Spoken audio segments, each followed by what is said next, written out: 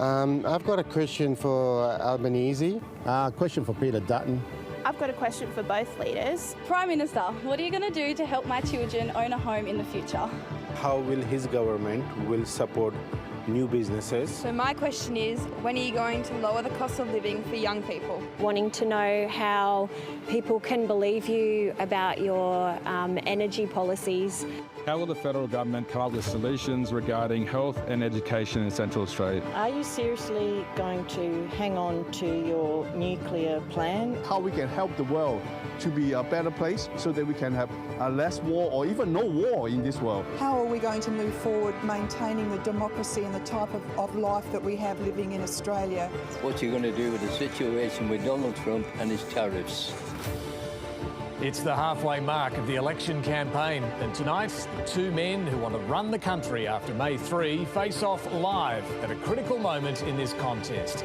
Anthony Albanese and Peter Dutton are running out of time to make their case. We've been listening to your questions, and in a moment, we'll get some answers. Welcome to the ABC News Leaders Debate.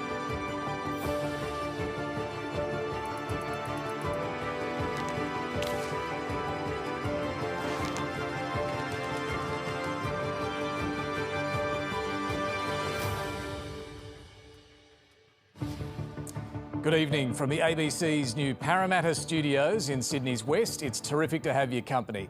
I'm your moderator, David Speers, and you've just heard from some of the Australians whose voices have helped inform me as I've prepared for tonight's debate. My goal is to help you understand the plan these two leaders have for Australia's future, because we meet tonight at a time of great global uncertainty. Who has the vision to help chart a course through these tumultuous times? Well, we're about to find out. So let's get started. I want to welcome to the studio Prime Minister Anthony Albanese and Opposition Leader Peter Dutton. Gentlemen, good evening. Thank you both very much for joining us tonight. Yeah, mate. Good to see you. Let's just start with some rules of engagement. You'll both have 60 seconds for your opening statements and then at the end 60 seconds for your closing statements. Beyond that, I don't really want to be running a stopwatch on every word that's spoken tonight. We do want to have a genuine, free-flowing debate. My goal is to try and make sure you both have equal time. We also want this to be a productive conversation that does help Australians better understand your competing visions, not just an opportunity to attack one another. Mr Dutton, you won the coin toss and will speak first. Over to you. Well, David, thank you very much. Firstly, thank you to the ABC for hosting tonight. Thank you, Anthony, for being here, and thank you to every Australian who's taking an interest in what I think is an incredibly important election. As we approach the 3rd of May, many Australians will be asking themselves, are you better off today than you were 3 years ago? And as I've moved around the country and spoken to literally thousands of Australians, young families, pensioners, people in small businesses, it's been obvious to me that people don't feel better off. People have faced an existential cost of living crisis. People have seen food prices go up by 30%. Their mortgages have gone up on 12 occasions, and our plan is to get our country back on track, to make sure that we can help young Australians realise the dream of home ownership again, to make sure that we can help manage the economy so that we can get inflation down. And if we do that, that will lower interest rates. We want to help people with the cost of living crisis. We want to make sure that we can give $1,200 back to Australians, money that they've worked hard for, and reduce their petrol price by 25 cents a litre. Mr Albanese, your opening statement. Well, thanks very much, David, and thanks to the ABC, and thanks, Peter, for agreeing to a second debate. I'm really optimistic about Australia's future if we seize the opportunities that are right in front of us. Because of the hard work that Australians have done over the last 3 years, we're turning the corner. We have inflation that's down, we have real wages that are up, we have unemployment that's very low at just 4.1%, and interest rates have started to fall. They started to rise before the last election. But we know that there's much more work to do. And that's why we have a plan to cut taxes, not raise them, a plan to make sure that we make things here in Australia through our Future Made in Australia plan, strengthening Medicare through more urgent care clinics, lifting the bulk billing rates and having cheaper medicines, making sure we cut 20% off everyone's HECS debts and give free TAFE to provide opportunities. And a 5% deposit is what you'll need for first home buyers. Right, we know we live in difficult times, but I am very confident that with the right leadership we can see it through. I want to trust the Australian people. I want to back our values, and I want to build Australia's future. Thank you both for those opening statements. Now, housing is where I'd like to begin. It's one of the biggest issues that voters have been raising. And look, you both have put forward ideas in the past few days that will see more homes built, boost supply, but you've also put forward ideas that a lot of experts and economists are warning will only push up prices even more. So my question to you both is, can you honestly say that your plans will make housing any more affordable in 5 or 10 years, or will they simply keep pushing prices higher? Mr Albanese? Yes, we can, because we have a plan not just for demand, but for supply as well. A plan through the Building Australia Future Fund to build more public housing. A plan as well for private rentals to get increased supply there through our Build to Rent scheme.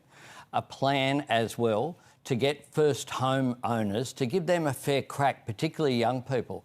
Now, a 5% deposit rather than 20 will mean that instead of paying off someone else's mortgage, they can pay off their own mortgage. And that is important going forward. But that will boost demand, won't it? Can't you just do the supply things? Why do you need to push up demand? Well, we need to do both.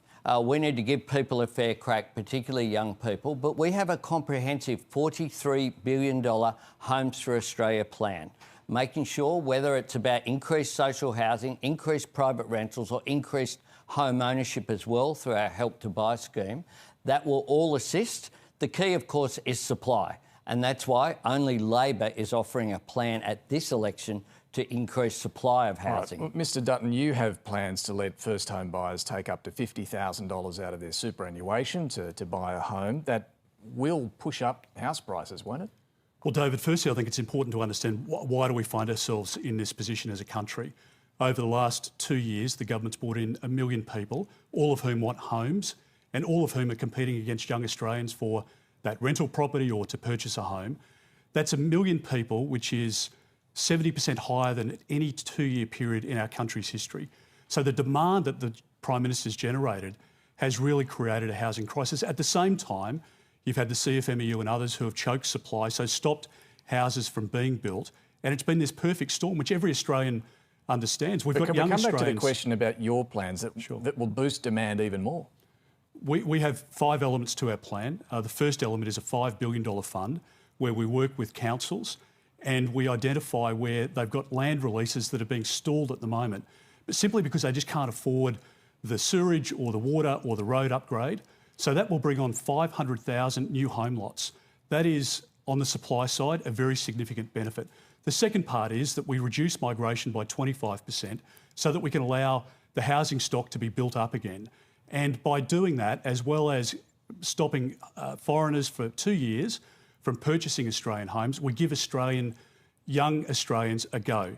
The next part of our plan, which I think is incredibly important, is to make sure that we can say to young Australians who are locked out of the housing market under the government at the moment, that for the first $650,000 of your mortgage, that will be interest that you can claim against your income. So for an average couple, that will be about $11,000 or $12,000 a year over 5 years. It'll be a lot more for high-income earners, won't it, than low-income earners. This is regressive. It helps wealthier investors. It provides for an average taxpayer about $11,000 or $12,000 a year, which is $1,000 a month, which it serves two purposes. More if you're on high incomes. Well, it serves two purposes. One is when you go to the bank, you've got a higher level of disposable income, so you're more likely to get the loan. Secondly, it helps you service the loan. David, in our country at the moment, there are young Australians who are putting off having kids, and there are parents and grandparents who are staying in the workforce longer because even though they've worked hard and saved for their own retirement, they can't afford to retire because they're having to chip in for their kids or grandkids to help pay the mortgage. Look, neither of you seem willing to touch the negative gearing or capital gains tax breaks at this election. You've both been property investors over the years. Can you understand younger Australians locked out of the market feeling that it is people like you who are to blame for the fact the system's rigged against them? Mr Albanese. Well, could I make this point, David? Peter's suggestion that this has been a problem that's developed in the last 2 years is a nonsense. And everyone watching this program knows that this has been developing for a long period of time. We have not had enough homes being built, and indeed the former government didn't bother to have a housing minister for half the time they were in office. What we've done since we came to office is look towards the big issue, which is supply. But can I ask you to come to the question, which is about the tax breaks for investors, negative gearing and the capital gains tax discount? Why aren't you willing to touch those? Because the experts say that what that potentially would do is diminish supply, not increase it. And that's why the key to fixing the housing issues is supply.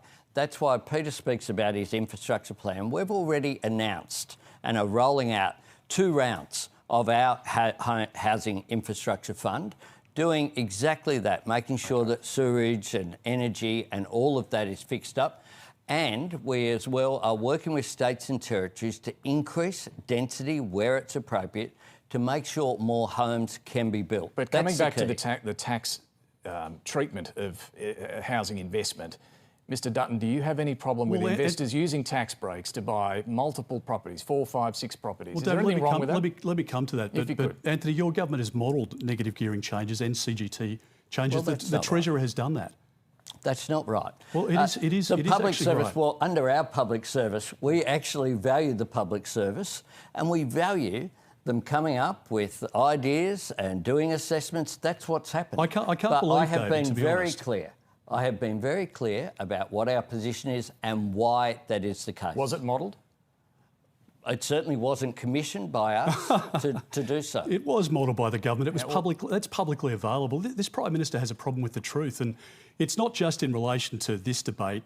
There are many aspects that you could pick up during the course of this campaign. Well, we might come where to the some Prime of those. Minister has just misled the Can I ask you to come back to the Australian question, Mr David, Dutton? Investors, multiple properties, all these tax breaks, no problem with that? I have stated very clearly that we want a sustainable housing market, which includes rental stock. Now, if you want to cut out negative gearing, as the Labor Party and the Greens would love to do, you will stop investment taking place for properties which ultimately are rented by young Australians. Now, all of us started out renting somewhere, and the dream was to buy a home. And for young Australians today, they've lost that dream. But no need for any limits on this. If we stop negative gearing, we will drive up the cost of rents. Rents are already up by 18% under this government. So I want to make sure that we've got an investment class which is an asset class which is able to be invested in. The Greens, who likely could form a minority government with the Prime Minister if he's successful at this election, they have as a stated policy that they want to abolish negative gearing. Let's leave that the Greens to one side. You talked about renters. With Mr. Albanese. Now, rent in capital cities has gone up a lot more than incomes over the last few years since COVID. About 5 times more than incomes have gone up. Many renters have been contacting us, raising concerns about what's in this election for them. They can't afford a crippling mortgage in Sydney or Melbourne. Are either of you willing to give renters more rights? One of their concerns is the instability they face. They can only get a 12-month tenancy. In other countries, you can get a lot more than that. Mr Dutton, would you be willing to put some pressure on the states to give renters more certainty, longer-term rentals? Well, David, as you point out, it's an issue for the states, so there's different regimes that operate. There's a leadership role here, though. The states, but in terms of trying to find that balance and protect the rights of renters and the rights of landlords, yes, I mean, you want a sensible position adopted. So you'd support longer rentals? I'm happy to support sensible reforms, but as you point out, it's a matter for the states. The focus, I think, in this election is on who is best able to fix the housing crisis that the government's created. Our policy is to provide support to young people, yes, to allow them access to super, put that money back into super when they sell the house, but it gets them into the property market to start with. If we do that, we can increase their overall net position. And as people age and they pay off their mortgage and they go into retirement, they're in a much stronger position if they're going into retirement and their mortgage is paid down or paid off completely. And they've lost hope of that under this government. The same question to you, Mr Albanese. Would you put pressure on the states to give renters more certainty? Well, we've delivered it. We've delivered a renters' rights program in agreement with states and territories that have improved the rights of people who are renting. In addition to that, we've increased maximum rental assistance by 45% in this term. So, and in addition to that, Peter has just raised the issue of super.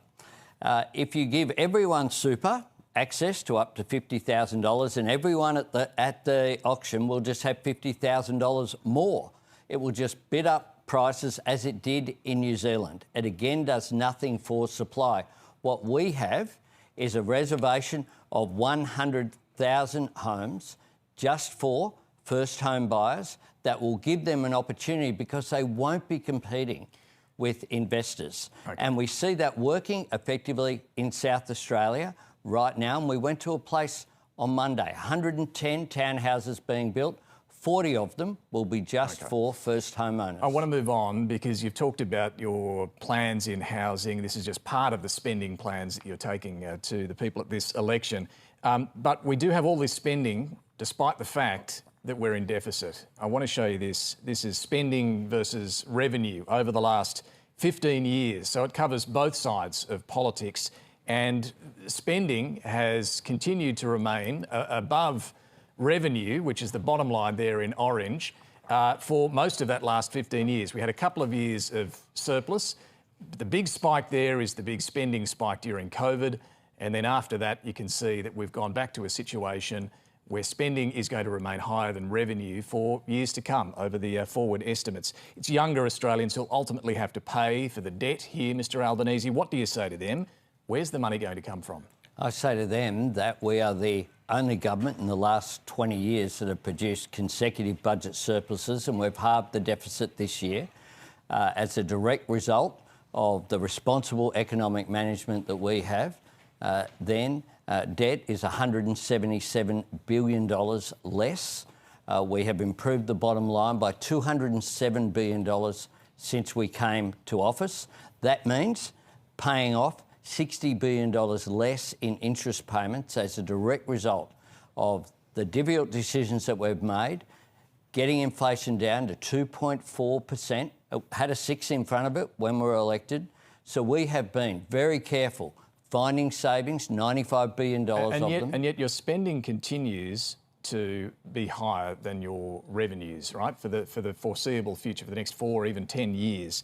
And at this election, you are offering spending that goes to high-income earners. Things like the energy rebate, the battery rebate, the tax cut, the wiping HECS debt, the first home buyer incentive. None of it's means tested. Why not? Measures like the HECS debt, take for example, that's opposed by the coalition. The HECS debt is about intergenerational equity. We spoke before about young people. I think young people deserve a fair crack. And issues like taking 20% off everyone's HECS debt, free TAFE. But I'm asking why you're not means testing these things. Why do high-income earners, people, when we're in deficit, why do high-income earners get this stuff? Well, David, if you get sick or I get sick, we can get access to Medicare and access to a public hospital. Every child, Peter's or mine, will get access to a public education, a public school as well. Do they need all the rebates and so on that you're offering at this election, the high-income earners? Energy rebates, if you had two choices because of the way that it's being delivered through the energy companies, you either give it to everyone or you just give it to concession card holders. We understand that a whole lot of working people need that assistance in cost of living, and that's why this is our third increase in energy rebates that we've put forward, and that's why we've done it. Mr Dutton, you've made a lot of big spending promises in this campaign too, and you're talking up even more to come on defence. Are your cuts to the public service going to be enough to cover it all? Well, David, a couple of things. I mean, what the Prime Minister hasn't mentioned there is that most of the outcomes that he's talking about are because of variations in commodity prices, not because of decisions the government's made or the growth that they've put into the economy. That's just not the reality. And I think the Prime Minister constantly telling people that they're much better off now just defies the reality in their own lives. There are 30,000 small businesses which have gone bankrupt over the course of the last 3 years, a record number in our country's history over the last 12 months. Households have been in a recession for 7 consecutive quarters, almost 2 years. Let's come back to the question we need to make sure. Are your cuts to the public service going to cover all of your spending in this election? The short answer is no. We're not going to achieve all of the savings that we need to achieve through our changes to the public service. But because what we have you want to save, is it $7 billion a year through savings in the public service? I'll just finish this point, David. I mean, what we've done in relation to our 25 cent a litre cut for fuel excise, that happens from day one. It helps pensioners, it helps delivery truck drivers, it helps families. It's an economy-wide benefit, and it brings down the cost of doing business and the costs across the community, which are ballooning under this government. So that is a one-off hit to the budget of about $6 billion. It's not a recurrent or a structural spend in the budget. This is the important point. It's exactly what we did over the course of COVID, where job seeker and job keeper were changed to provide a response to COVID at the time. We didn't legislate and put that into every budget going forward. So these are one-offs that just happen to coincide with an election. My question, though... Well, they happen to coincide with the fact that families are doing it tough, and there are many families at the moment right across the country that we've spoken to that can't afford to pay their bills. On your public service cuts, it's $7 billion a year. You haven't yet said where those cuts will occur. Can you tell us tonight at least one area of the public service you would cut? Well, David, there's been a threefold increase in the expansion of the public service compared to the Rudd-Gillard years. So where do you cut? We have the highest per capita rate of public servants in the world, and our argument is that if you've got families at the moment who are working their guts out, working second, third jobs, paying tax, I want to make sure that that taxpayer dollar is being spent efficiently. And my argument is that where you balloon the public service in Canberra, that is not an efficient use of taxpayers' money at the moment. You do seem to be having trouble saying where you would cut. You've said a lot of areas where you won't.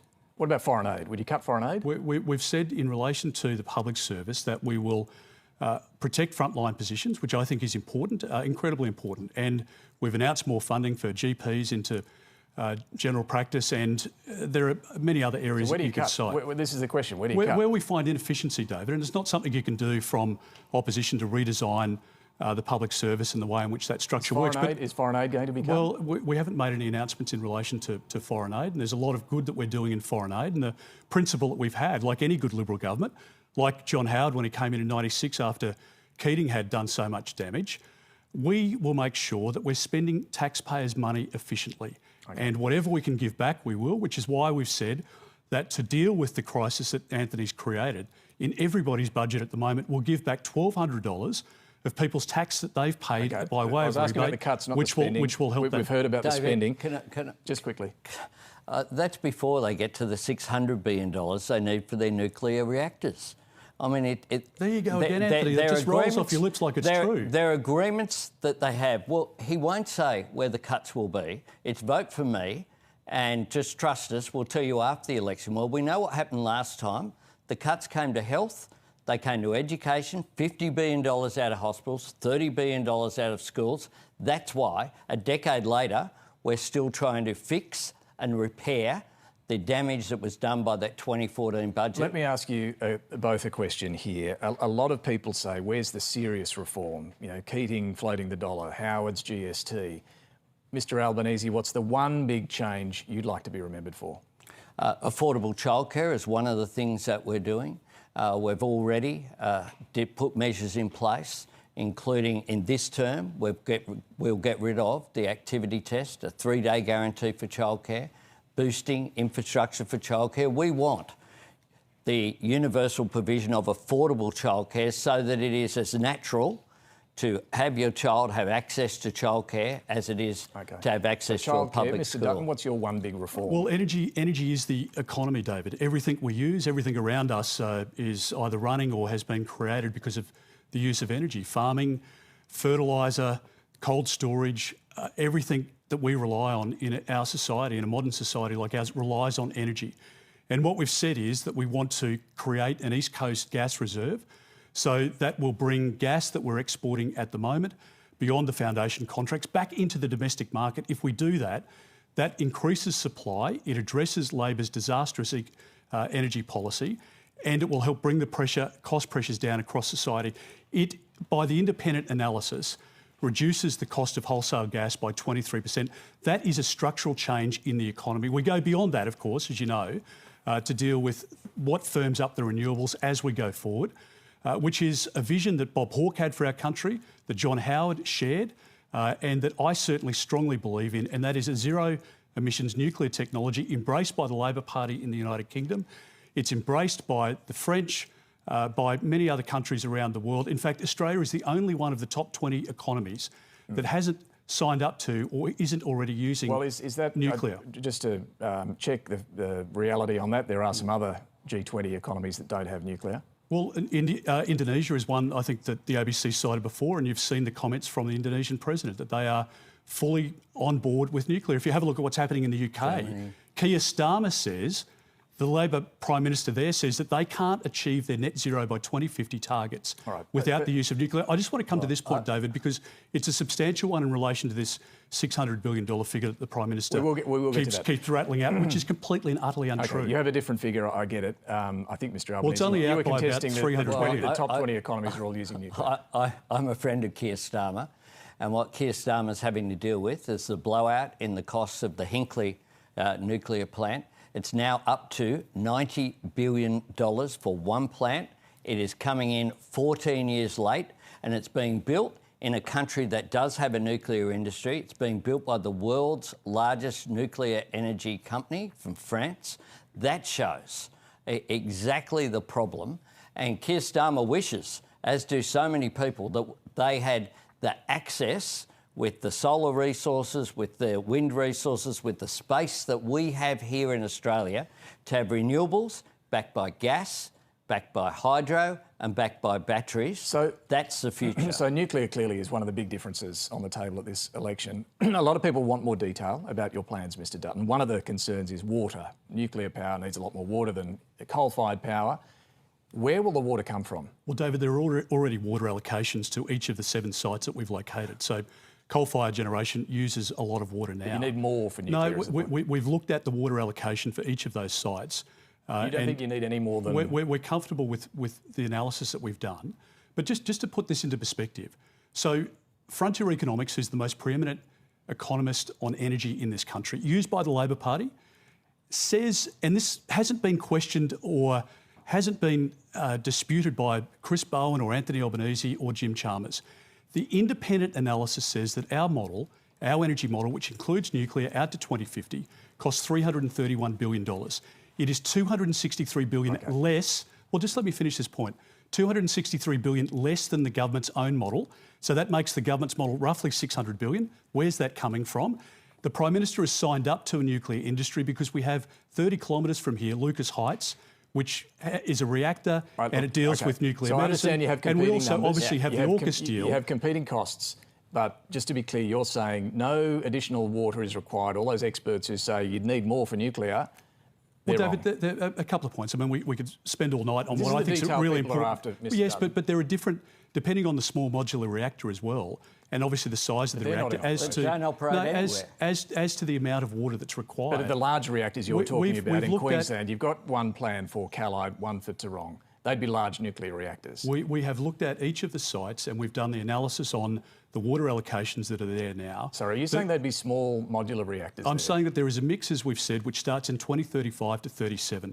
Now, the Prime Minister, whispers out the side of his mouth that nuclear is not safe. He signed up to nuclear power for our submariners. And the Prime Minister, again, it's another example of just complete dishonesty in a debate which I think is worth having between adults. I'm just trying to get some clarity on your plans here, Mr Dutton. Just a moment.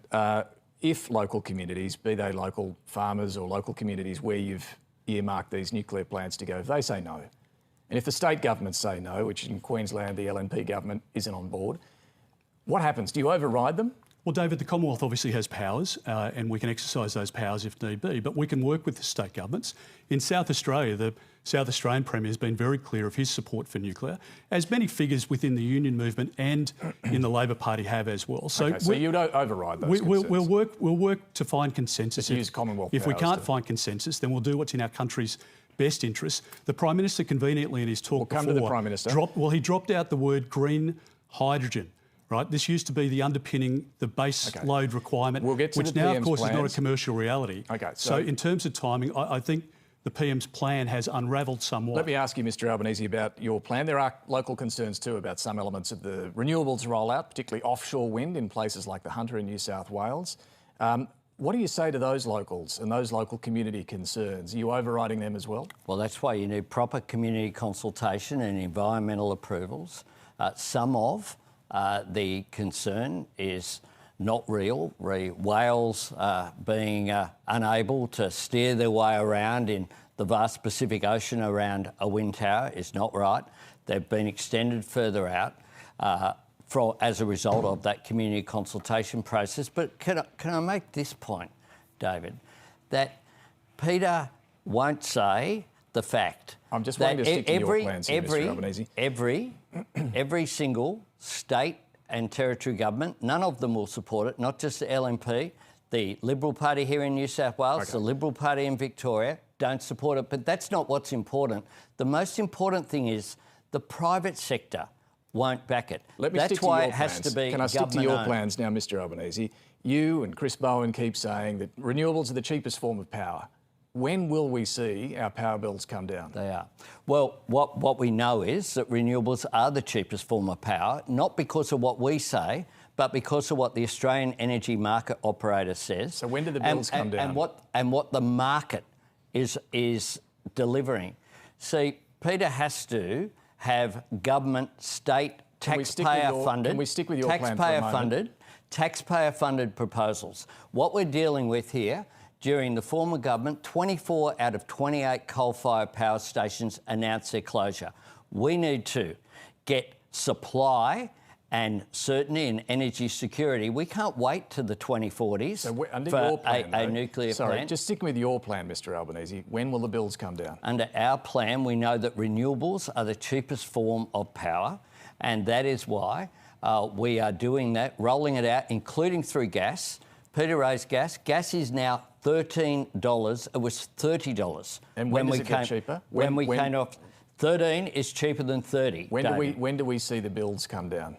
Well, what we need to do is to roll out renewables, make sure there's energy security, make sure it's backed up by batteries, by hydro and by gas. That is what all of the private sector is backing and investing in, not using taxpayers' money to fund something that they never put forward the entire time they were in office. Meanwhile, coal-fired power stations, including the one in Callide at the moment, which is one of these nuclear sites that's broken down and isn't in operation at the moment. Some states are extending the life of these coal-fired power stations. That is what is causing the increase in prices, is because of the uncertainty created by... You're saying they shouldn't be doing it? No. They need to ensure energy security.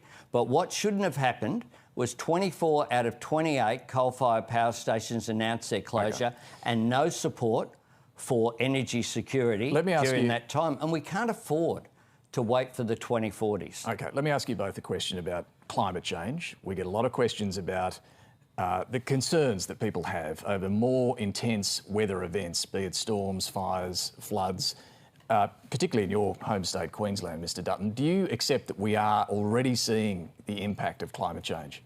Well, David, there's an impact. The question is what we can do about it as a population of 27 million people. So we should be good corporate citizens, good international neighbours, etc. But at the moment, China is building 2 coal-fired power stations a week. India obviously is burning a lot of fossil fuel. And what the government's doing, and Chris Bowen gave us... Sorry, can we stick with your plans again here, Mr Dutton? I understand the propensity to get stuck into each other. You're agreeing we are seeing the impact of climate change? I think you can see that there's an impact, David, but I don't... In my home state, you made reference to floods and natural disasters events. We were out in Thargomindah the other day. That has been a part of the history of our state, of this country, and we need to... Is it getting worse? Well, I'll leave others to... What do you think? You're a Queenslander? Well, I'll let scientists and others pass that judgment, but... Really? You're not willing to say this is climate change happening right now? Well, as the Prime Minister refused to do the other day to make comment in this regard as well, I don't know, David, because I'm not a scientist and I can't tell you whether the temperature has risen in Thargomindah as a result of climate change or that the water levels are up in Thargomindah's latest flood as a result of climate change. And I think the honest answer for most people is that they don't know. And there are scientists who can provide advice. What I need to do as the alternate Prime Minister in this country is to put forward our plan about how we're going to help families. We need to transition, and we've spoken about that with our zero emissions technology. But in relation to power costs, which I think is a really important issue before we move on, the Prime Minister promised $275 reduction per year at the last election. It has never eventuated. He never mentions the figure. And at least Chris Bowen was able to give you a straighter answer than what you just heard before, because power prices have gone up by $1,300 and they are making no commitments in this election other than if you vote Labor, your electricity and your gas prices will go higher. We've moved away from the impact of climate change a little there, but Mr Albanese, we do know that people in a lot of these areas where we're seeing more severe impacts are really worried about the impact on their insurance premiums. One of our audience members, Ross, lives in Ballina. 3 years ago, his premium was less than $3,000. Now it's more than $6,000. I mean, that's unaffordable for many. What's the role of government here to help people in that situation? Can I talk about the science and be a Prime Minister who backs it up? The science is very clear. It doesn't mean that every single weather event is because of climate change. It does mean that the science told us that the events would be more extreme and they'd be more frequent. And that is what we are seeing playing out, whether it be increased bushfires, increased flooding, these extreme weather events that are having an impact. So when we talk about the costs, this is one of the costs. The cost to our economy as well as the cost to our environment of not acting on climate change, of not being a part of the global solution are severe. OK, I want to move on. Let's turn to the global outlook and an issue that's certainly flared in the last couple of days. Mr Dutton, yesterday you jumped on reports that Russia had asked to base some of its military aircraft in Indonesia.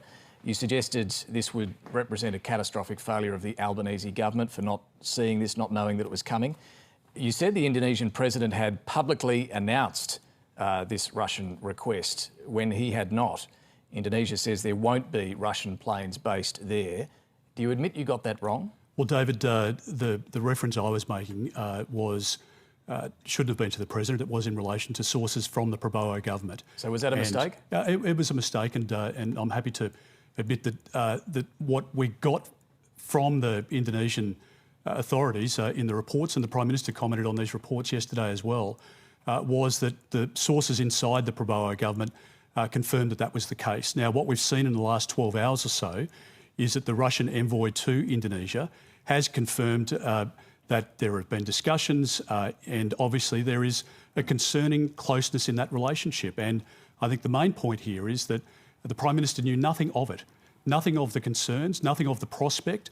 The Prime Minister found out about it through a news report, similarly to when the Chinese naval ship circumnavigates our country and he doesn't know about all of the detail until a Virgin pilot provides the detail. Clearly, Mr Albanese, there are expanding defence cooperations going on between Russia and Indonesia. They held some exercises in November, and just yesterday Russia's Deputy Prime Minister met the Indonesian President in Jakarta. Does this concern you? Well, that's an extraordinary double down from the alternative Prime Minister of Australia, who verbaled the Indonesian President yesterday. Indonesia will be the fourth largest economy in the world. They are an important partner of Australia. We have an important defence relationship with Indonesia as well. President Prabowo I regard as a personal friend, and we have good relations there. And the idea that you just throw out these comments is just extraordinary. And the fact that we just saw a double down on it as if there's nothing to see here just shows that there's no understanding of the need for diplomacy. Diplomacy means engaging seriously in a calibrated, serious way, treating Indonesia with respect, as we do other nations that we deal with. Well, just quickly on that, you pointed out Indonesia is an important partner. You said President Subianto's a personal friend. Why haven't you been to Indonesia since he became president? Because I've been here domestically, but the President I have spoken with, and the President was here just before his inauguration. When did you last speak? He's a regular visitor. We speak regularly. Okay. And have you spoken about this, about their cooperation with Russia? Well, I don't broadcast the private discussions, but we had discussions at the senior levels of government to government, confirmed that Peter says, why didn't we know something that didn't exist? And what didn't exist, and Indonesia has confirmed the idea of a base being used by the Russian Air Force in West Papua. Do you accept that, Mr Dutton? No, I don't. I don't accept that. And I think the Prime Minister's full of bluster here because he knows that he's got it wrong again in relation to national security. This is a government that's ripped $80 billion out of defence. And we've seen the relationship in relation to Indonesia and Russia grow closer. Now, Indonesia is an incredibly important partner. I met with the President-elect when he was out here and I had a very good relationship with him as Defence Minister when we were both in that portfolio. I had a lot to do with the previous president in Indonesia as well. So we have a stable, solid relationship. But That means that if there is to be some change in the security settings in our region, that if there is respect for the Albanese government, of course there is not at the moment because I see this Prime Minister as weak, then why wouldn't there be a response, or why wouldn't there be, even to the Foreign Minister, to the Defence Minister, to say, a quick this is reply well, I think it's an important point. Peter's suggesting that there should be a response to something that isn't happening. And this is the second of the failures that we've seen of diplomacy and of mature responses to international issues just during this campaign.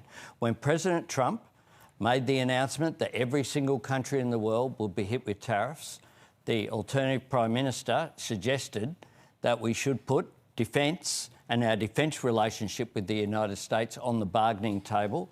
And it took John Howard to intervene to point out how unwise that would be. We've made it 40 minutes in, and finally Donald Trump's name gets mentioned. He's not in this room, but he, of course, has a big influence on the future of Australia and the world. He has hit Australia with the 10% tariff. He started a trade war with China. He's treating friends and allies with disdain. Mr. Dutton, to you first. Do you trust this president? Well, David, I said in relation to President Trump that I thought the scenes that we saw coming out of the White House, the treatment of President Zelensky was a disgrace, that it was appalling.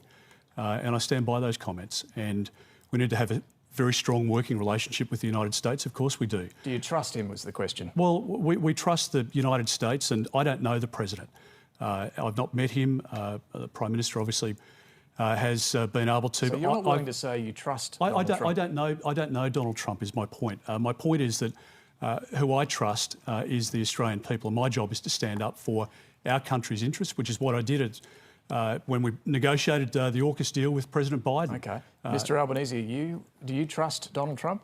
Yeah, I have no reason not to. I've had a couple of discussions with him. In the last discussion, we agreed on a series of words that he would give consideration. Great consideration was the words that he used. And he did that. In the end, he made a decision as part of the US administration to put these tariffs on every country. We got the lowest amount, but we made it very clear that that was an act of self-harm by the United States.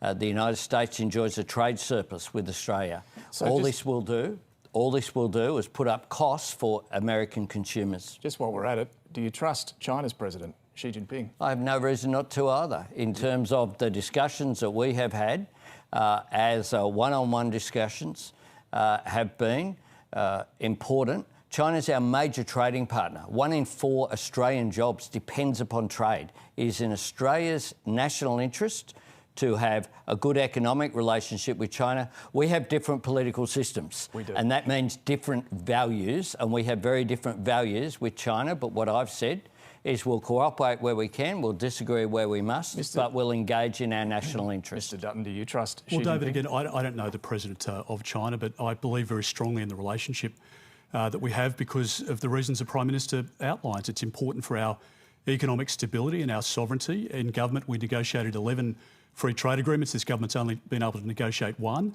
Of the 11, 1 was with China. I want to see the relationship grow, and I want to see trust in the relationship, but we have to stand up for our sovereignty. We have to have a respectful relationship. I had a very good meeting with the Premier from China when he was out only a couple of months ago, and we can build the relationship. And you trust him?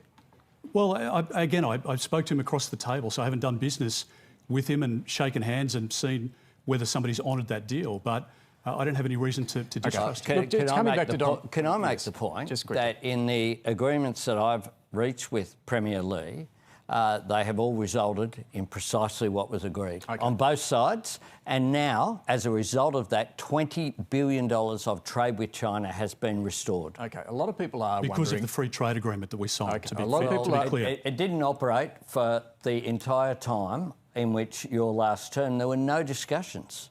Well, again, there was no contact, no phone calls, no meetings, no trade. Well, there was a diplomatic freeze. Well, in terms of the trade relationship, it was something that we established through the free trade agreement. It did stop. Well, there were difficulties in relation to 5G, David. So talk about that period. We took a decision as a government to exclude high-risk vendors from 5G because we wanted to protect our telecommunications system. China was upset in relation to that. If the Prime Minister's suggesting, because it was a bipartisan position at the time, that wasn't an appropriate step for us to take in our national interests, then he probably should say so. Let's come back to Donald Trump. It's a while since you've had a conversation. We've had this tariff put on us of 10% plus the tariffs on steel and aluminium. You've suggested some sort of deal around critical minerals is on the table, a critical minerals reserve, strategic reserve. What is that, Mr Albanese, and what exactly are you offering Donald Trump? Well, we'll engage diplomatically, not through a TV interview, but we have put forward a proposition to the United States. The United States have put forward publicly their complaints about Australia. We won't budge on the pharmaceutical benefits scheme. We won't budge on biosecurity issues. We won't budge on the media bargaining code. We will stand up for Australia's national interest because that is important. So we'll continue to engage with the United States. You said this yourself about the critical minerals reserve being put on the table. That's right. So what is it? Well, a critical minerals reserve is just that. It's a reserve of the critical minerals and rare earths which Australia has an abundance of. We have the entire periodic table here. You can have it. You can have it at a discount. Well, we will negotiate. The United States is very keen to get access to critical minerals and rare earths. The trade dispute with China is particularly concerning to many in the US economy. So we reserve this for the United States? No. Well, we'll negotiate with the United States rather than with you, David, with respect. I'm going to try. Respect. Mr Dutton, you've said you'd get a deal very quickly with Donald Trump, that he'd drop these tariffs. No other leaders managed this. How do you plan to pull this one off? Well, we did actually. In the 45th presidency, when President Trump was first elected, we were able to negotiate as a government then an outcome where Australia was exempt. So how would you do it now? Well, again, as we did... Malcolm Turnbull at the time... Well, as we did last time... It's a lot harder now. As we did last time, we were able to leverage relationships. Unfortunately, sadly for our country, Ambassador Rudd can't get into the West Wing and can't get a conversation. What does leverage the relationships mean in practice? Well, it means, as we did last time, David, we look at people with whom we have a relationship, contacts both within the West Wing, within the administration, and those external to the administration. The trouble is that Anthony didn't think that Donald Trump was going to be elected and put nothing into the relationship. And unfortunately, Australia, our beef producers and others are now facing this 10% tariff. And so you've got closer ties with the Trump administration? I think we have the ability, as we demonstrated before, to talk to the administration. And the mistruth that was spoken before by the Prime Minister about John Howard, the point I make, which is, I think, accepted by most sensible people, is that, as John Howard agrees with, that we should be doing everything we can to enhance the relationship, to make our two countries stronger together. We've been with the United States for the last 100 years. It sounds like your answer to this is because you've got closer relationships with the Trump team, you'd be able to get a deal.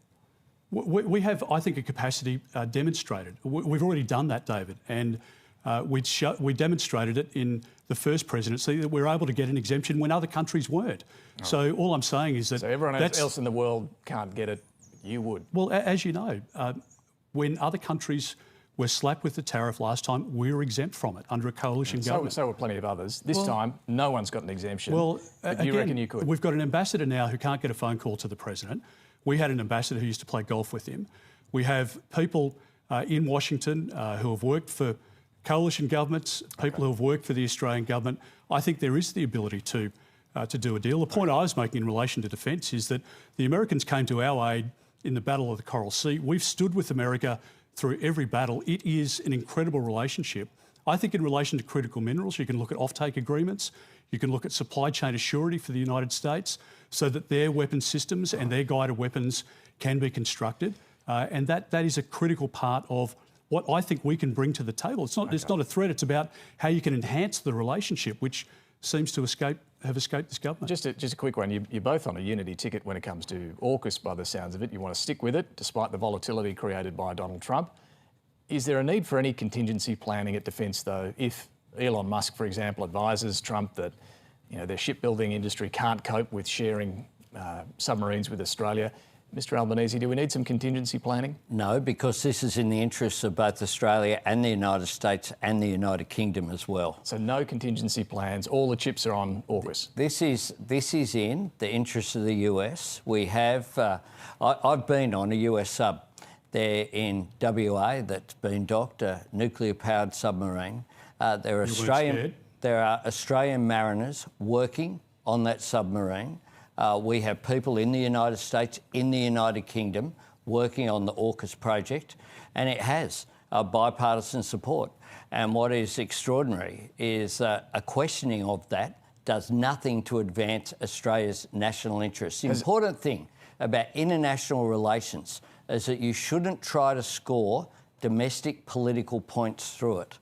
Look, I want to turn to just on that point, okay, David. So when the Prime Minister, sneakily says to an audience when he thinks he's not being watched that nuclear is unsafe, what does that say to our American partners when we've got our sailors, our submariners on submarines, on the Virginia class? Are you suggesting... I went to San Diego, I signed with President Biden the agreements on you were AUKUS seeking for cheap political nuclear-powered that's what submarines. What the government hasn't done, which has been noticed by the United States, they haven't invested into AUKUS and they haven't invested into Pillar 2 of AUKUS. They've cannibalised Army, Navy and Air Force to pay for some of the first payments. Is that true? There's no line item for... It's complete nonsense.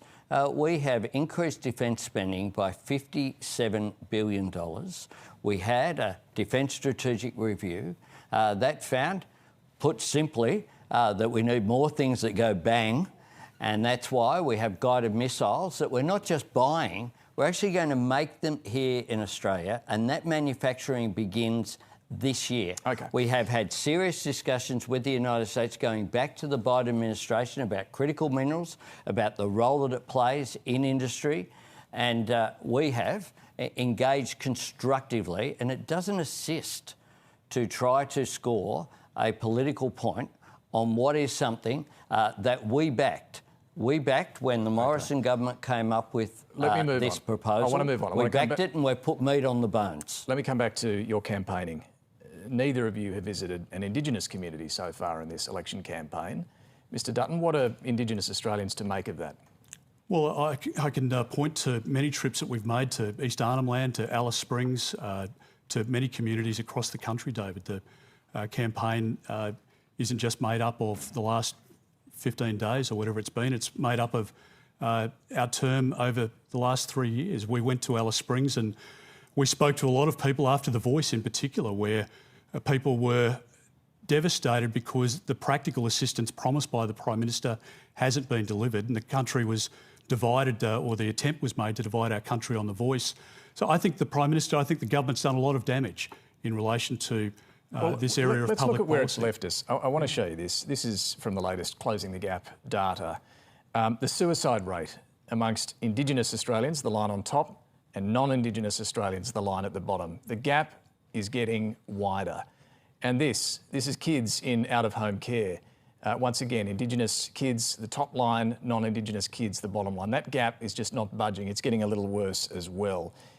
Mr Albanese, neither side of politics has been able to close these gaps. What's your plan now to fix this? Sure.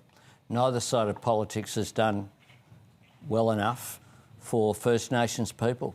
That's just a fact. And that's something that breaks my heart. But what we did post-referendum was I went to Gama, I spoke about economic empowerment of Indigenous people. So we have a series of programs. Firstly, taking what was essentially a work for the dole scheme, creating real jobs with real training and real outcomes. There's something like 40,000 Indigenous people, for example, have benefited from free TAFE. We're putting additional funds into health, particularly areas like dialysis. We have a 10-year program on remote housing. On education, we are pumping record funding into schools, and that particularly will benefit areas like Cape York and the Northern Territory, Indigenous schools as well. And in terms of the Uluru Statement, which called for a voice and treaty and truth-telling, have you now moved on from that completely? Well, I went to Gama and I spoke about what our priorities were, and I spoke to you on the day that I gave that speech. We accept the decision of the Australian people in that referendum. You've now moved on from all of that. Well, we accept the decision that was made, David. We put forward a proposition that was asked for. We took up the gracious request of First Nations people made at Uluru in 2017. And now, Mr Dutton, you, during that Voice campaign, agreed that the current system isn't working for Indigenous Australians.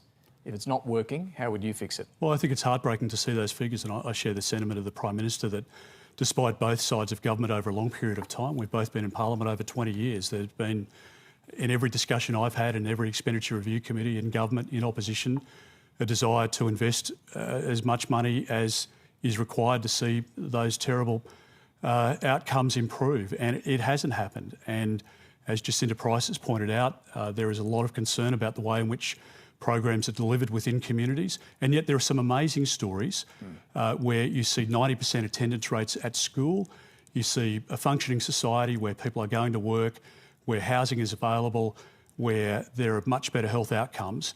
And there is a leadership aspect within some of those communities which is exemplary and to be held up as a great opportunity in other communities. So I think we need to accept that whilst those figures are devastating, as we point out, there are some examples where we have seen dramatic improvements. How can we replicate and scale that up?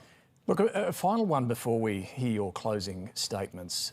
We do hear a lot from both of you in this campaign about how dire things would be for Australia if the other bloke wins.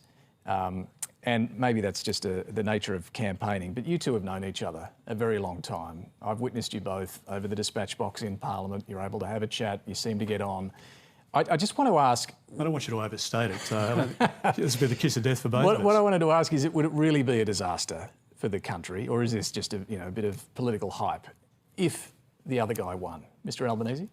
I think there are very different values that we have. I can have a private discussion with Peter. I can call him round to the office, and he does so regularly. And my office is open to every member of Parliament.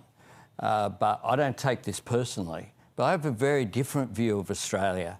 And I think that Peter has taken his party to a more conservative bent than it has ever been.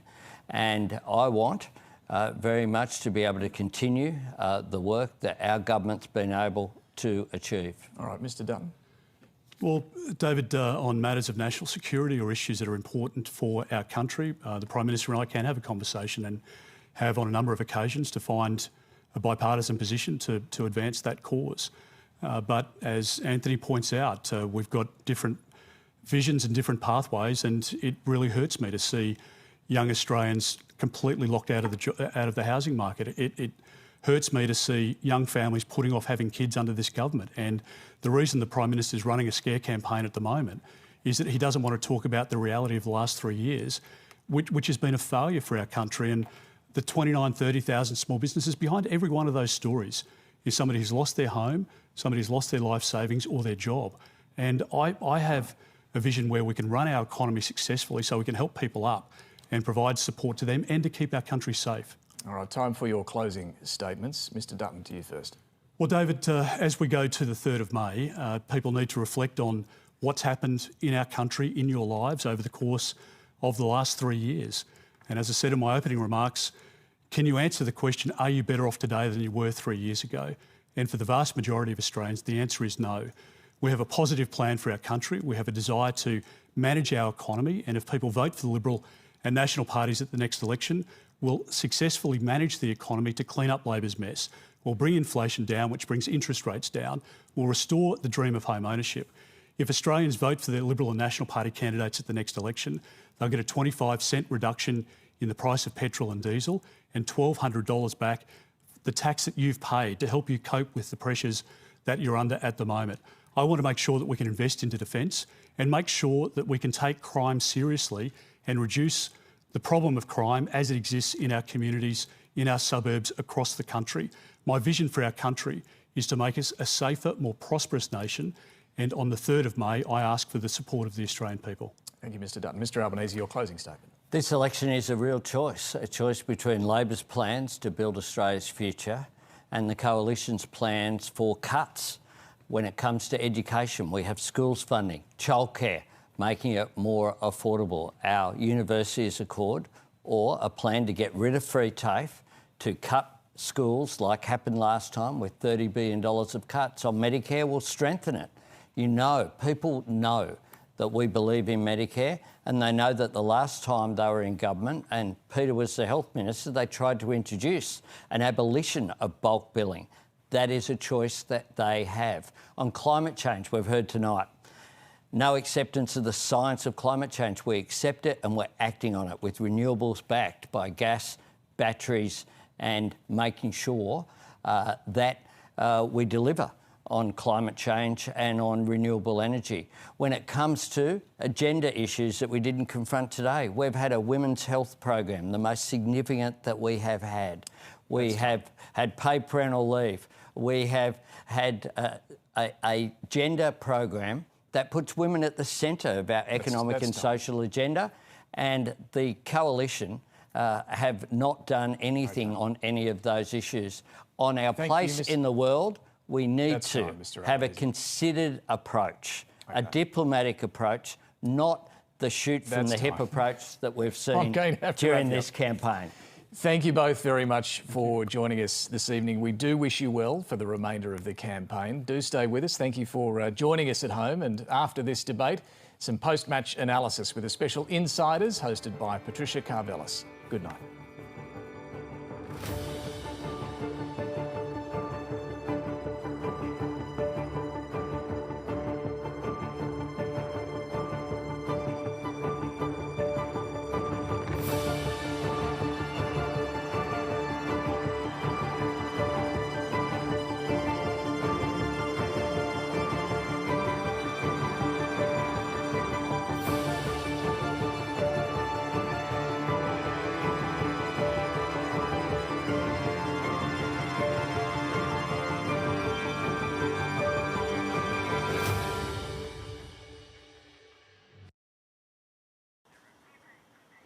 That was Prime Minister Anthony Albanese and Opposition Leader Peter Dutton, who have just gone head-to-head in their second debate of the election campaign, held at the ABC's new Parramatta studios. I'm Patricia Karvelas. Welcome to this special edition of Insiders. Well, the debate started with the leaders making their opening pitch to become Prime Minister and quickly moved to the big issue of housing. Anthony Albanese said Peter Dutton's suggestion that the housing crisis is something that developed in the last 2 years was nonsense. And both men were grilled on renters' rights and whether, as property investors themselves, they thought the system was fair. Both men were asked what was the one big change they would like to be remembered for. Anthony Albanese said affordable childcare. Peter Dutton said his legacy-defining reform will be gas reservation and nuclear energy. The leaders sparred on nuclear, on Indonesia, Russia and climate change, and they discussed the elephant in the room. That's Donald Trump. Let's see what our panel made of this evening's debate. Karen Middleton, Jacob Grieber and Melissa Clark, all on the couch. It's not Sunday, guys. It's debate night. I'm going to start with you, Karen, for your assessment of how that debate went for both leaders. Who won? Look, I don't think there was a knockout blow in either direction. I think there was probably greater pressure on Peter Dutton, and perhaps the pressure showed slightly more on Peter Dutton. And maybe that's a legacy of not exposing yourself as much to critical questioning over the past 3 years. He's tended to sort of shy away from that a little. I think there were things that could be exploited by each side against the other. Anthony Albanese wouldn't say when power prices would fall. That was a moment that might have been difficult for him. I think Peter Dutton wouldn't say if climate change was getting worse, and he wouldn't say if he trusted Donald Trump. So those were pressure points, I think, in each direction. In the end, maybe you would give it to Anthony Albanese, but I don't think there was a knockout blow. What do you reckon, Jacob? I agree with the knockout blow assessment. Dutton was very strong on the energy debate. He put it to Albanese. Albanese looked evasive, as you said, on when prices come down. Dutton was effective on the budget discussion, the spendiness of it all. He got wobbly when it came to climate change. I think he was speaking specifically about Thargomindah, but The look will no doubt be a headline. He was very much on the back foot on Indonesia. He had to apologise for the error that he made in assuming that the president of Indonesia had said something declarative. That's a messy story. And I think he was also messy on Trump, which is a bit of a surprise. He said, "I don't know Donald Trump," which begs the question, how is it then, do you think, that you would get a better deal, or indeed get a deal, which is something he's promised he would do? That's a really interesting point, Mel. Yeah, I think you've absolutely nailed what were some of the key takeouts of this. But as a general characterisation, I think we saw both a Prime Minister and an opposition leader who were both really on the defensive in this case. And when it comes to Anthony Albanese, he was having to defend his record in office, and Peter Dutton was having to defend the lack of details around a lot of his policy offering. And I think that meant that we didn't really get a debate of competing inspiring visions. We had two leaders who have a lot to lose out of this, and I think we saw that with a very defensive approach from both of them. I think that's a good point. Look, I think it's really important to go through some of the big debating points tonight. It started after the opening pitches with their housing policies and their different ideas there. There were some really interesting questions posed by David Speers, particularly on the fact that they're property investors. Then there was this exchange, which I think was the first friction between them on the modelling for negative gearing. Here it is. Anthony, your government has modelled negative gearing changes and CGT changes. Well, the Treasurer has done that. That's not right. Well, it is. The it is public actually service. right. Well, under our public service, we actually value the public service, and we value them coming up with ideas and doing assessments. That's what's happened. I can't but believe, I have David, to been be very honest. clear. I have been very clear about what our position is and why that is the case. Was it modelled? It certainly wasn't commissioned by us to do so. It was modelled by the government. It was that's publicly available. This Prime Minister has a problem with the truth. Karen, that line, though, the coalition's been using that problem with the truth. Very good moment for Peter Dutton. And this is where these debates can be interesting, because there's what they're actually talking about in the substance, and then there's the other messages they're trying to communicate about each other and trying to instill doubt in the minds of voters about each other. And what Peter Dutton has been trying to do about Anthony Albanese is say that he's a bit slippery, that he's not always honest, that he's not what he seems. And so that was an opportunity for him to convey that, and I think it was effective. On renters, Jacob, I thought it was a great question. And because the ABC's gone through a process, can I say, of receiving feedback from our audience, that's why the renter question was so high up. I suspect tonight our audiences, there's a lot of Australians who are renting now. They were asked whether they believed in reforms to the system for longer tenancy and for stronger renters' rights. What did you make of Peter Dutton's handling of that? I think it was a pretty hedged answer. He said, I'm open to a sensible discussion around it. I think people who are renting, feeling that they will probably rent for their entire lives, are actually in this election looking for a much stronger signal on this issue, a move towards a more European system where you do rent for most of your life and the law protects you from that point of view. Difficult one for him to go into, of course, because he still is the head of a party that believes people should be able to buy a house. So there's a tension there.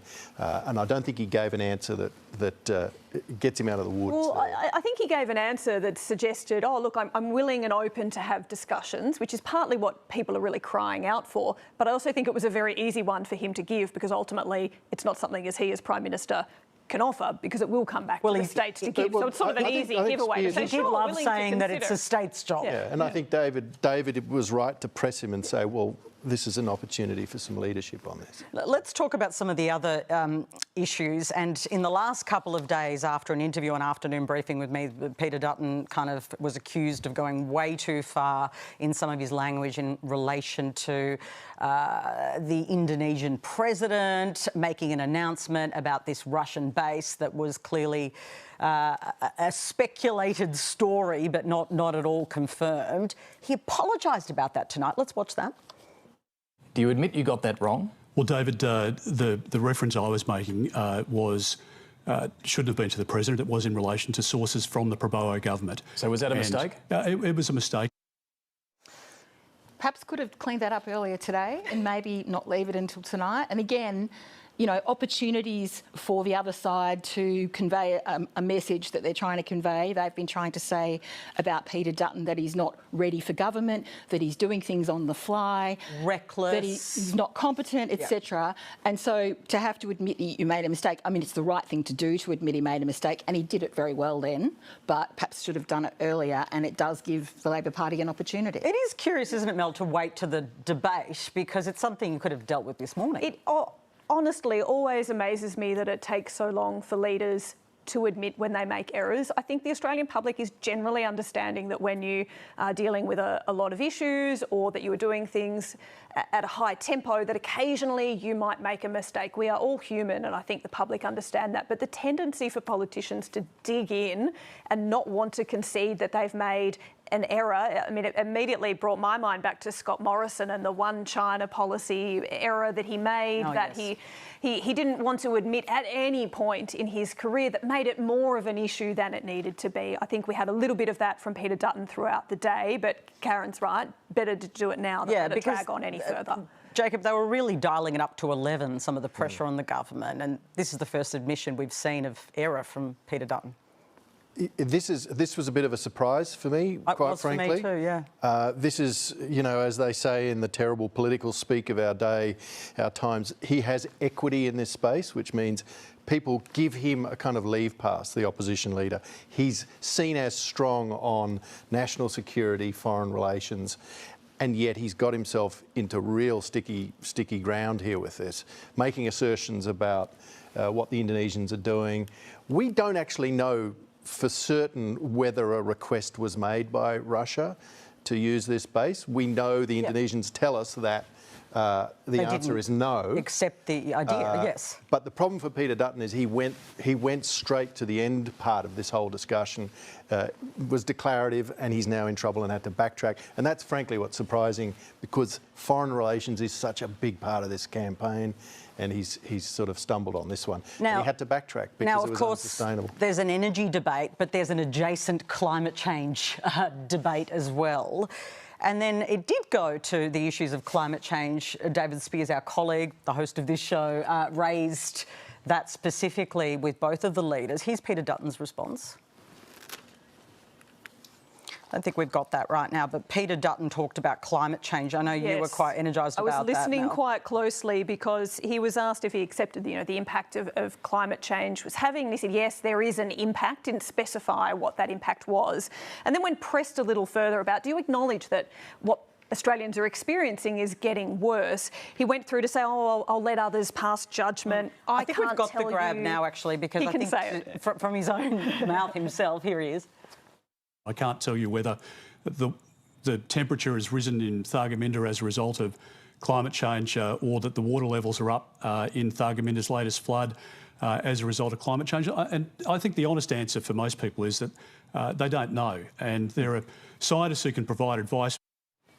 So you were saying that? Yeah, so the fact that he is saying, well, I accept it as an impact, but I don't want to acknowledge that anything particular that people are experiencing is a result of that, and that he went on to sort of say, oh, look, those people don't know what to attribute to what. The question is, if you have so many doubts about what might be the result of climate change, how committed are you really to the big policies that you're suggesting we need to address climate change? One of the biggest hallmarks of the Coalition's campaign is the nuclear energy one, which is there purely to meet the target of net zero by 2050. If you're not convinced by the impact or can give us a sense of the scale of the impact, then why do you need to propose such an enormous change to our energy system and our security with nuclear energy? And this was a bit of a gift to Labor, I think, Patricia, because they've been trying to connect Peter Dutton to the Abbott government in terms of all the cuts that were made in 2014 and the broken promises and things like that. And now I suspect they will try to connect him to the Abbott government on whether or not he really believes in climate change and whether or not he's really genuine about looking for ways to respond to it. So I do think that was a problem for him. I think that will be something that Labor certainly tries to extract some political capital out of too in the next couple of days. Well, we're about to hit Easter, actually, but for as long as they can. I think he was talking specifically, though, about Thargomindah, wasn't he? I think he answered about Thargomindah. I think the question was broader than that. The question was absolutely broader. But I think this is, like, I agree with what you're saying, and it's probably going to be a clip that might get run, especially if we're in minority government discussions after the elections. What Teal now joins Peter Dutton?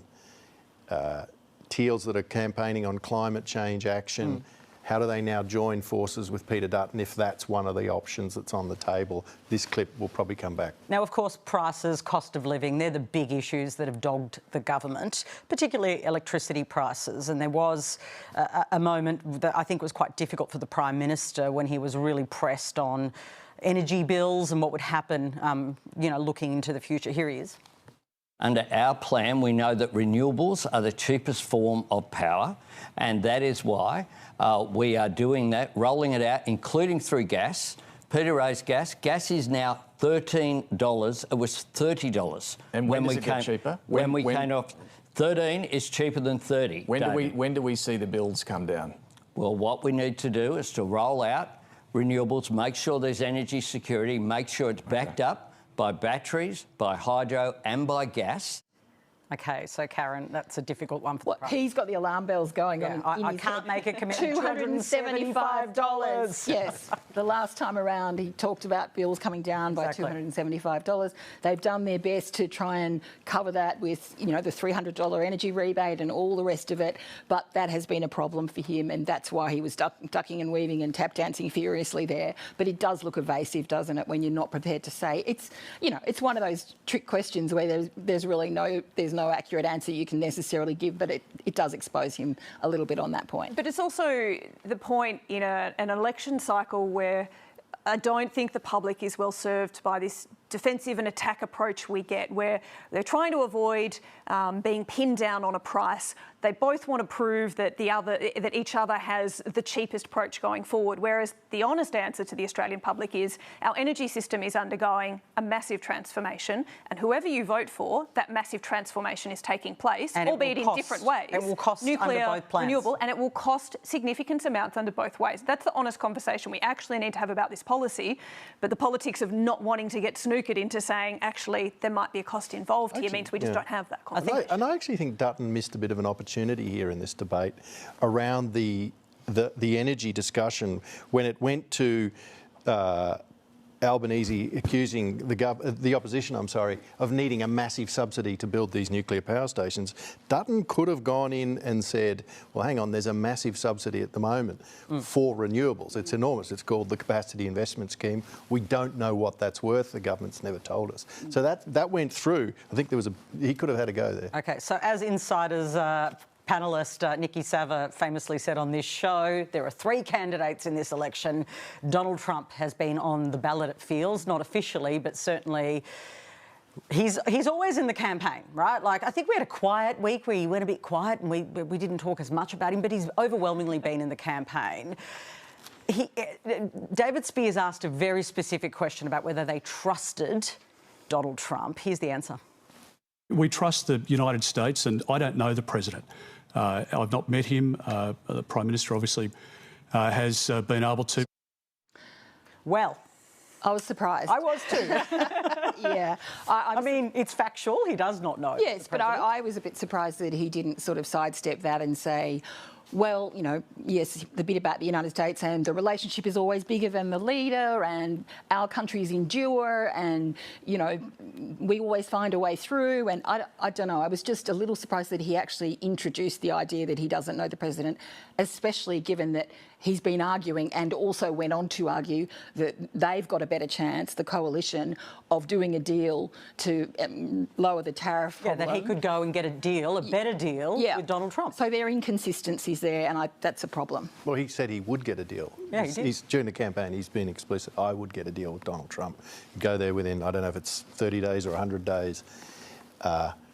But that was an admission that actually you don't have a special relationship with Donald Trump, and that's that sort of goes counter to what he's been suggesting all along.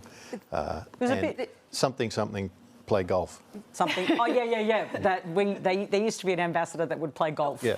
Joe Hockey and Kevin Rudd. I don't know if he plays golf. But there are 2 issues with this answer, right? There's the logical inconsistency that you're absolutely right. It leaps out of the screen at you if you don't even know him, how can you possibly claim to secure a better deal with him? But also, if you don't know him and you're not willing to say you trust him, why are we investing so much in this relationship? It doesn't give a great assurance about the relationship with the US, the security relationship we have, which Peter Dutton is basing a significant amount of his campaign on. It is a very obvious question that he was going to be asked. I was surprised there wasn't a better prepared answer. Yeah, and then it was followed up by our colleague David Speers with that question around trusting the Chinese president as well, because Donald Trump might be the biggest name at the moment, but the Chinese president in China has a huge influence in our country. I noticed that Peter Dutton was a bit more diplomatic with his answer, sort of... I thought it was a fairly similar answer, and I thought it was unusual for Peter Dutton to put China and American leaders in effectively the same category of I haven't met them, I can't give a definitive answer on them, it's a bit vague. Again, as someone who has for much of his political career given a very stark view about his sense of where the world stands of American power and Chinese power, to sort of give it a fairly even-handed treatment I thought was surprising. Yeah, I agree with that, but I think he's probably very mindful of Chinese Australian voters, in particular electorates, and they punished the coalition last time because of the extent of the rhetoric about China. So he's being much more careful about the way he speaks, and I suspect, having said what he said about Donald Trump, he felt he should say the same thing about Xi Jinping, and then he created this equivalence, which was a bit surprising. Yeah. There were some great questions. This debate was quite different from the last debate, and I think that's great because it brings out different responses. I thought that question that I mentioned at the beginning of our summary here, in relation to would they be remembered for? It really does force a leader, doesn't it, to think about themselves and their legacy. Jacob, for the Prime Minister it was childcare, affordable childcare, and for Peter Dutton it was the gas reservation, energy policy. Yeah, revolutionising energy policy, I think, yeah. And at the end, the other great question, I'm giving him lots of compliments here, I am sitting in his chair, it's only polite, isn't it?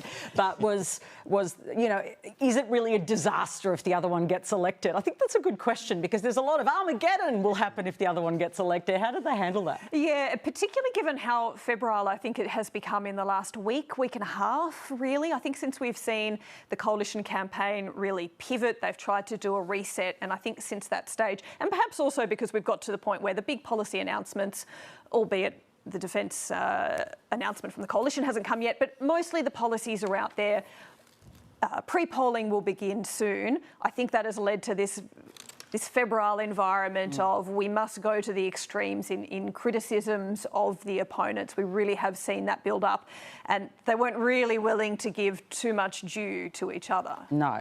Not overwhelmingly. But, you know, there's that old thing, beware the softball question. And I actually thought it was quite illuminating because Anthony Albanese answered first and was talking about how they were able to have conversations, you know, sort of offline about things and get on well. So it was almost like Peter Dutton felt that he couldn't go for the jugular then. And then he said, oh, yes, we can have lots of conversations about national security and work things out. And I thought, really?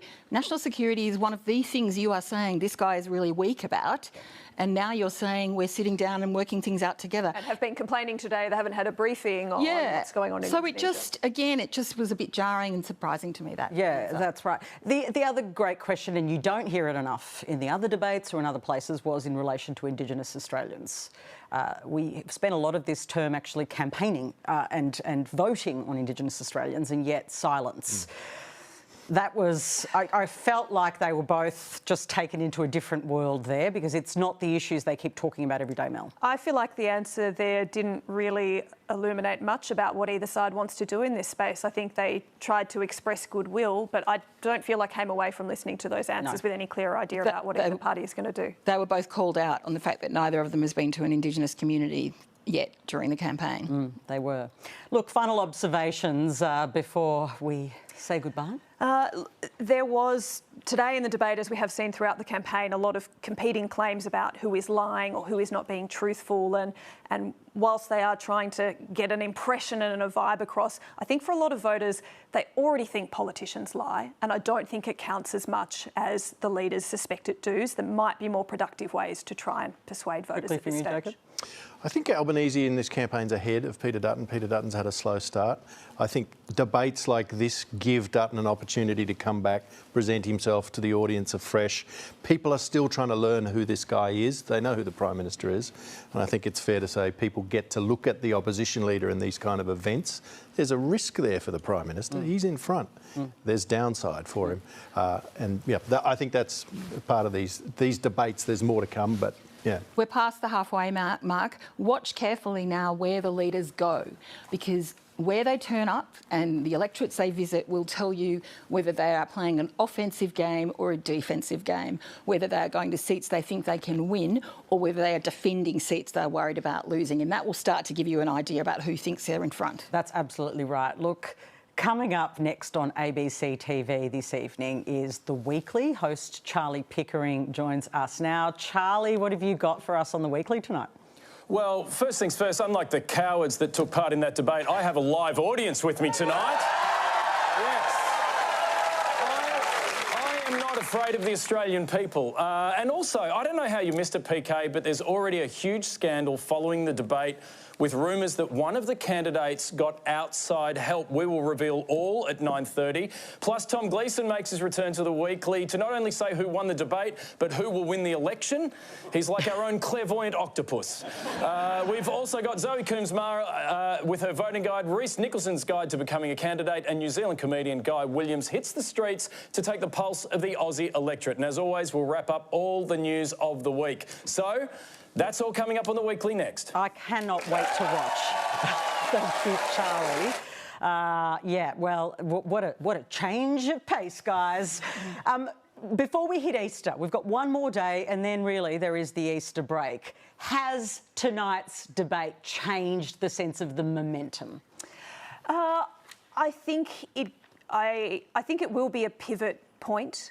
We have had two leaders who have tried but not managed to land the knockout blow that they all hope to get.